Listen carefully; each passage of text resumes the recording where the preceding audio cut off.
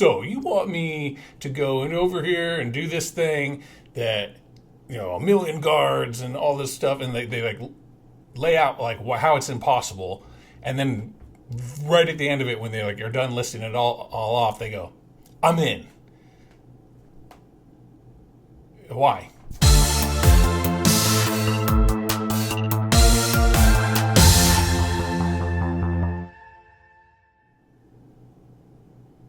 Welcome back to Dramatic Evaluation. In this video, I'm going to be talking about the Paramount Plus show, The Stand.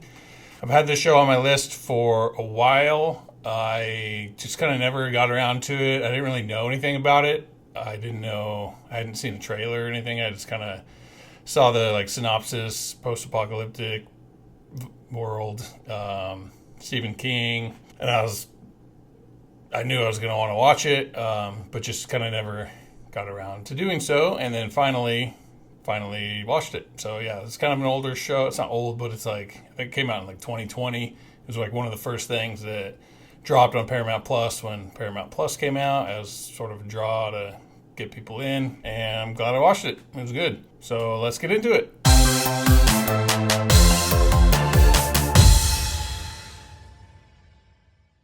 By the way, I'm going to keep this pretty spoiler-free. It's going to be a quick, just kind of finished watching this and I liked it, so I just kind of wanted to talk about it a little bit.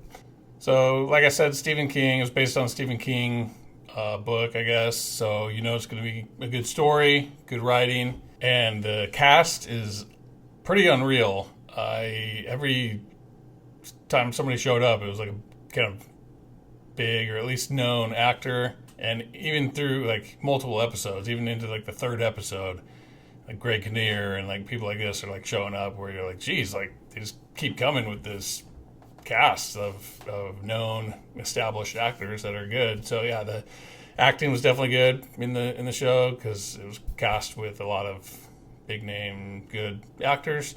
In the beginning, some of the different episodes kind of focus on different characters. So there's like second episode, there's focuses on a character you didn't see in the first episode, and it's kind of only him and what's going on with him. And so it kind of does that a little bit, but then a few episodes into it, then it's kind of, opens up into the ensemble and dealing with everything that's going on. But it does do a little bit of that, kind of focusing in on certain storylines a little bit, but not too frustrating. Sometimes that can be annoying with bottle episodes where it's just like a departure from the plot and just, a backstory or a side thing that's going on. But so I think it does a decent enough job of kind of balancing everything, but still kind of doing these focused things to kind of show you the path of how certain characters got to where they're at. Like I said, it's a post-apocalyptic setting and kind of a unique take and twist on it. Kind of like a light versus dark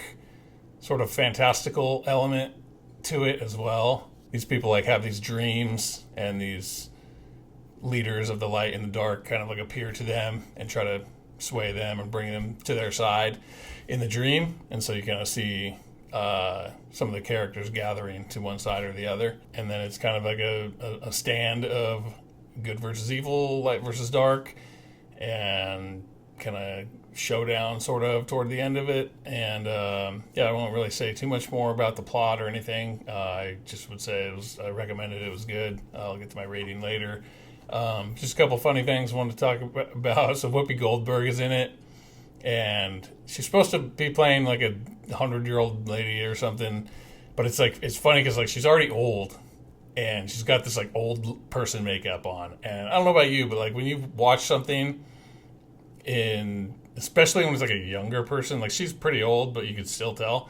But when it's like a young person, they do old person makeup.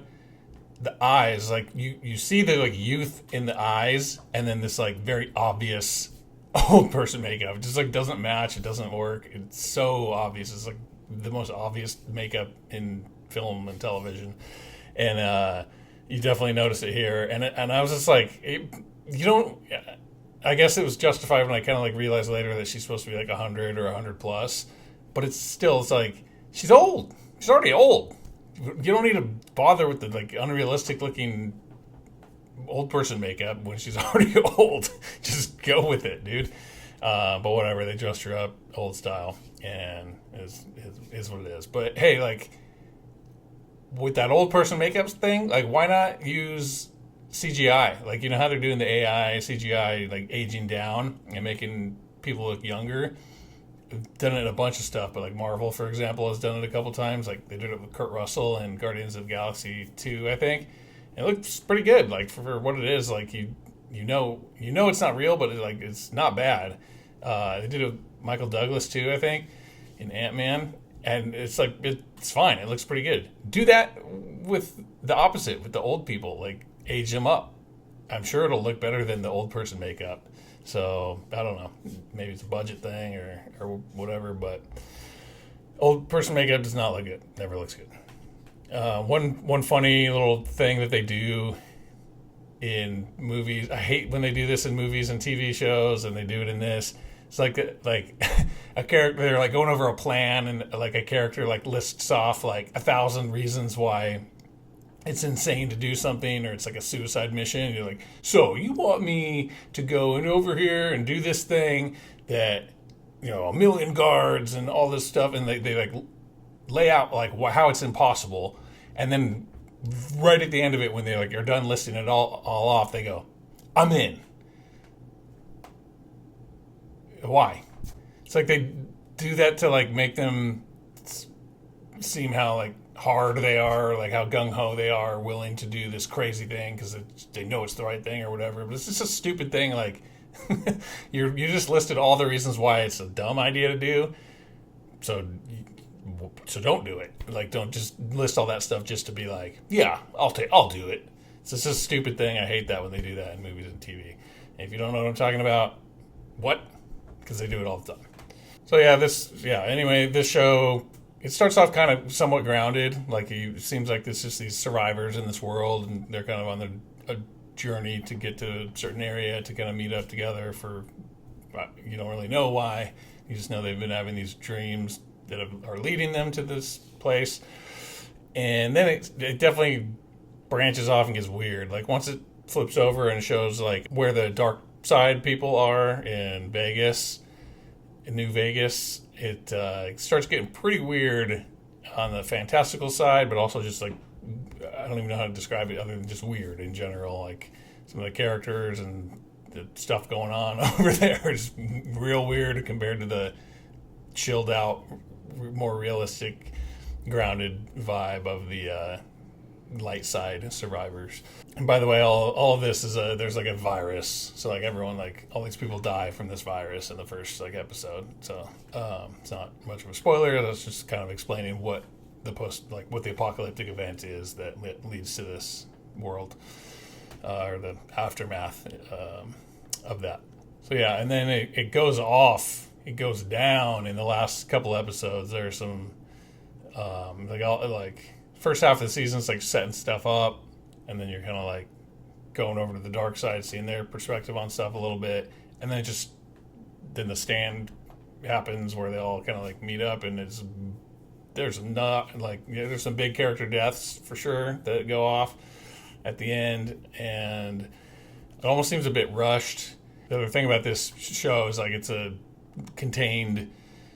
one season, and it's kind of like a limited series or a mini series or whatever, where they knew it was going to just be one and done. This is it. This is the story. This is the length of the Stephen King story put into this show. So, but it almost toward the end, it seemed like it was a bit rushed. Like they probably could have extrapolated this out into 2 seasons at least, and fleshed things out a little bit more with some of the characters, and particularly the storyline, especially at the end. Just kind of felt like they just kind of rushed through things to a degree that they didn't need to. Like, they could have spent a little bit more time hashing things out, having a little more go on. They could have added to the writing of the book, or they could have just used the writing as is and just, stretched it out a little bit.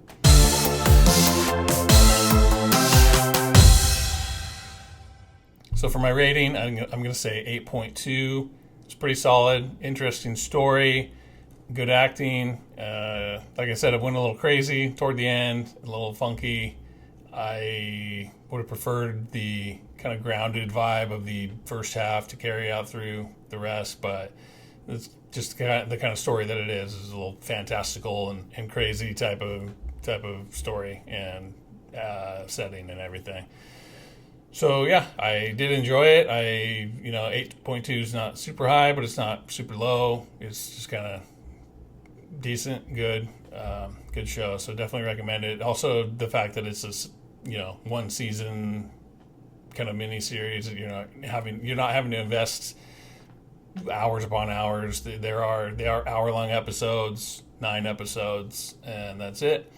So it's not too long. So it's kind of good length for just checking out a quick mini series and getting through it, and not having to wait a million years for another season to come out. So yeah, check it out if you like that kind of genre, and anything I described there. If it sounds good, maybe check out a trailer. But I recommend you check it out because it was pretty good. So that's it for my review of The Stand, or really just kind of quickly talking about The Stand. Thanks for watching. Please like and subscribe to the channel. And please comment. If you're watching this, if you've made it this far, please leave me a comment, even if the comment is just to say, hey, you're dumb, or I don't like you, or anything, man, anything. Comments help YouTube realize that I am in existence. So please leave a comment, and I would appreciate it. So stay tuned. Until next time.